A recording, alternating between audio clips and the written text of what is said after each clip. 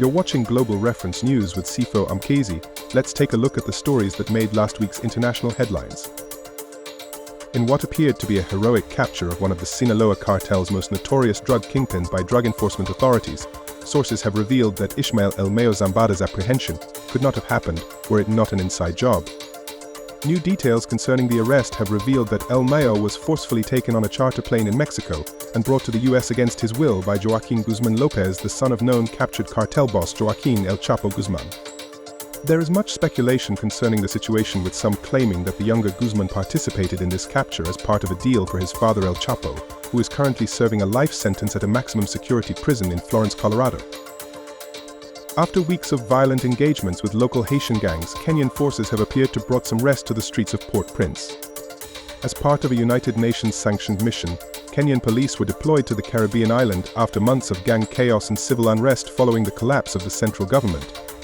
Jimmy Barbecue Charizia, the island's most notorious gang chief, has been said to have offered conditions of peace with the Kenyan police in a move to deter further violence.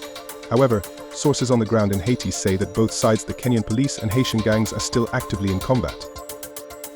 In Majel Sham's Golan Heights, thousands mourn as they attend the funeral of 12 children killed by rockets last week during a soccer game. Allegedly, the attack was said to be the work of the Lebanese fighting force Hezbollah. Despite denying any involvement in the attack, Hezbollah, according to Israeli Prime Minister Benjamin Netanyahu, vowed will pay the ultimate price as retaliations are being strategized. During his visit to Washington, Israeli Prime Minister Benjamin Netanyahu spoke before Congress in an effort to garner more American support.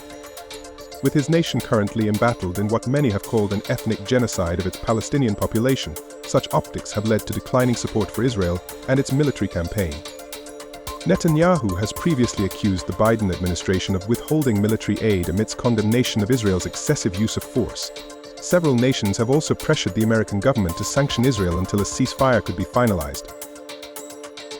In Paris, France, this week saw the opening of the 2024 Olympics. Stars from all walks of entertainment joined in forming what some called a spiritually dark and disturbed ceremony.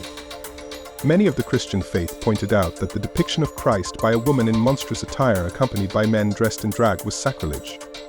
While the official Olympic Games profile on X, formerly Twitter, addressed the ceremony's other graphic content, no specific reference was made to address the offensive display concerning the Last Supper.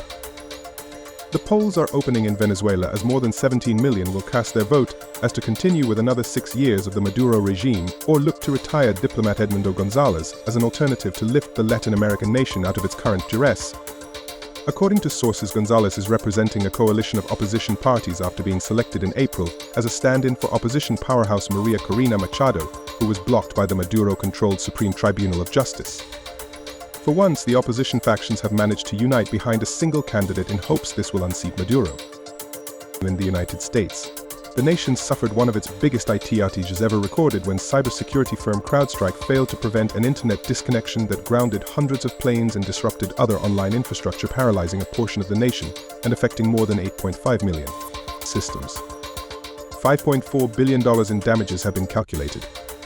Since the outage, which has been said to have been caused by Crowdstrike Falcon software update, it has been reported that most bases have been restored, though this has revealed just how vulnerable the US are to possible future cyber attacks.